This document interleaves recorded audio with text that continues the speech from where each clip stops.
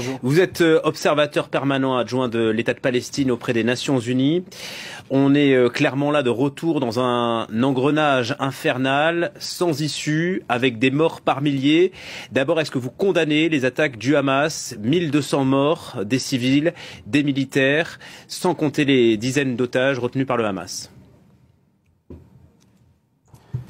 Vous savez, après les tragédies de la Seconde Guerre mondiale, y compris l'Holocauste, on a mis en place des règles. Ces règles s'appliquent quelle que soit la religion, quelle que soit l'origine, quelle que soit la race des victimes. Nous croyons en ces règles. Nous croyons en la protection de tous les civils. Il y a ceux qui disent on ne peut pas condamner ce qu'Israël est en train de faire, de peur que cela apparaisse comme légitimant ce que le Hamas a fait. Et donc, sur cette logique, j'aurais peur d'apparaître comme légitimant ce qu'Israël a fait avant le 7 octobre, pendant des décennies, et ce qu'Israël est en train de faire depuis le 7 octobre. Mais nous venons ici pour parler de mettre fin au meurtre, de mettre fin aux violations du droit, de paix, alors que les officiels israéliens viennent sur les plateaux expliquer qu'eux ont un droit de tuer, qui leur est propre, qui leur est absolu, qui leur est exclusif.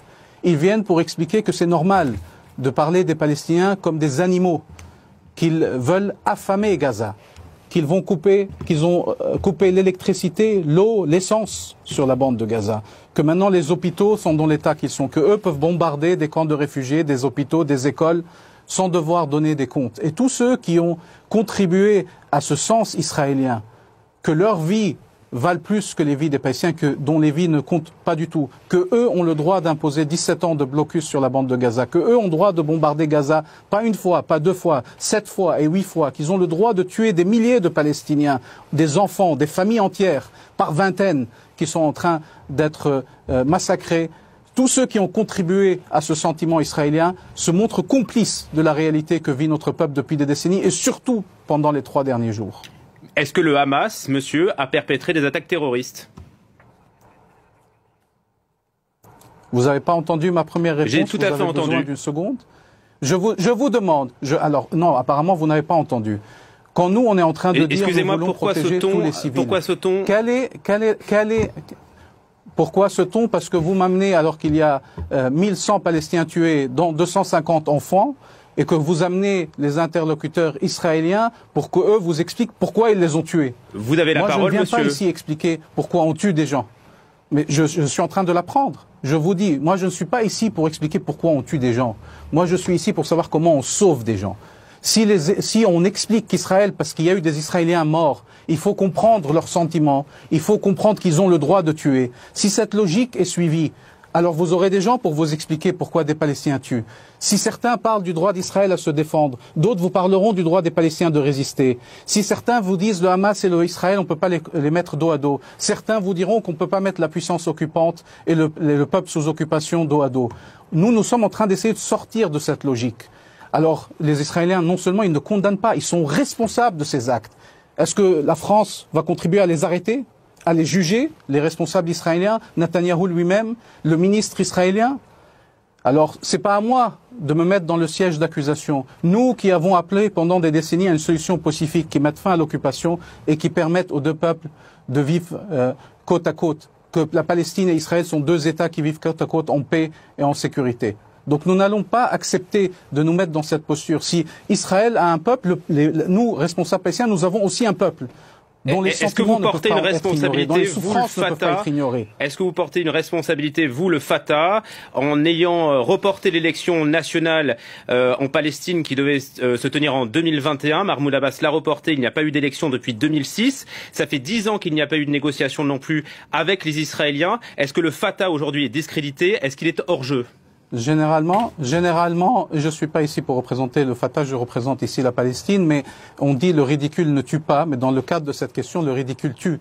Parce que vous essayez de changer le sujet, parce que vous n'êtes pas confortable. Excusez-moi, on va arrêter tout de suite, parce que vous ne pouvez pas dire le ridicule tue à l'antenne. Ce n'est pas possible, excusez-moi, Majed Bamia. Bien sûr, le ridicule tue. Vous parlez des élections alors qu'il y a des massacres sur le terrain. Je parle de l'affaiblissement de l'autorité palestinienne qui aujourd'hui... C'est pas de parler des bombardements? Vous voulez pas du contexte de l'occupation, mais vous voulez du contexte des élections palestiniennes? Vous êtes sérieux? Je vous parle. Je suis quelqu'un de responsable et je vous parle en responsabilité. Si vous interrompez de cette manière vos interlocuteurs israéliens, ou le racisme va jusqu'à interrompre un responsable palestinien qui vous répond avec la fierté de son peuple, avec la souffrance de son peuple. Si vos sentiments sont affectés, pensez aux miens quand vous parlez de choses qui n'ont rien à voir, parce que vous ne voulez pas parler d'Israël qui est en train de bombarder des populations civiles qui n'ont rien à voir. Des populations civiles qui sont tuées. Monsieur, maintenant, excusez-moi, je vous parle. Venez me parler des élections palestiniennes le lendemain des massacres. Jusqu'à ce qu'on arrête les massacres, jusqu'à ce qu'on permette l'aide humanitaire. Je vous parle de politique, je vous parle de l'affaiblissement du Fatah, de l'autorité palestinienne, qui aujourd'hui n'est plus sur Gaza. Comment est-ce que vous expliquez cet affaiblissement-là? Est-ce que vous voulez continuer la discussion? Est-ce que vous voulez qu'on mette fin à cette interview? Mon rôle, c'est de continuer à parler en espérant que la parole sauve des vies. Alors, comment est-ce qu'on sort aujourd'hui? Comment est-ce qu'on sort aujourd'hui de cet engrenage?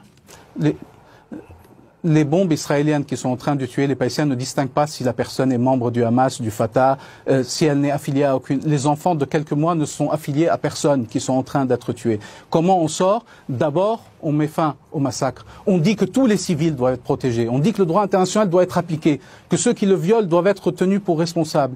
On œuvre pour mettre fin à l'occupation et pour la coexistence de deux États. Pour que les Palestiniens ne peuvent pas vivre éternellement sous occupation. On a le droit de vivre en liberté. Et tous les peuples ont le droit de vivre en sécurité. Vraiment, je vous dis, c'est les bases de notre système international. C'est juste que nous, on n'accepte pas de mettre une astérix et de dire ce système s'applique à tout le monde, sauf quand il s'agit d'Israël et de la Palestine. Les règles changent. Israël a un droit à la défense absolue. Israël, c'est notre allié, soutien inconditionnel. Ceux qui disent d'Israël aujourd'hui, avec ce gouvernement d'extrême droite, avec la puissance occupante que c'est un allié, devraient avoir honte de dire que c'est un allié. C'est un allié qui fait honte, celui qui colonise, qui impose un blocus sur 2 millions de personnes, qui commet des crimes. Ils ne devraient pas être tellement fiers de cela. Ils devraient les obliger à changer les politiques qui nous ont menés jusqu'ici. Nous essayons de trouver une voie pacifique pour le bien de tous. Nous disons le droit international s'applique à nous et s'applique pour nous. On ne peut pas dire nous on a tous les droits et les autres ont toutes les obligations. Ça ne fonctionne pas de cette manière. Je vous dis, tenez-nous selon la même échelle. C'est les règles qui s'appliquent à tous, à nous et à eux. Alors, ce qu'on a vu ces derniers jours, c'est de dédouaner Israël de ses responsabilités, ce qui a permis, encore une fois, à des ministres de dire aux télé, on va commettre des crimes de guerre. Oui, nous allons le faire. Et de le faire ensuite. Donc maintenant, il est temps de faire son examen de conscience, de ne pas être avec des doubles standards, de ne pas être raciste, de reconnaître l'humanité des Palestiniens, de reconnaître les droits des Palestiniens et d'œuvrer pour la paix en commençant par sauver des vies. Toutes les vies méritent d'être sauvées. On va s'arrêter là. Merci beaucoup Majed Bamia, observateur permanent adjoint de l'État de Palestine auprès des Nations Unies. Je regrette notre échange un peu musclé. Merci de votre attention. On se retrouve dans un quart d'heure pour une nouvelle édition.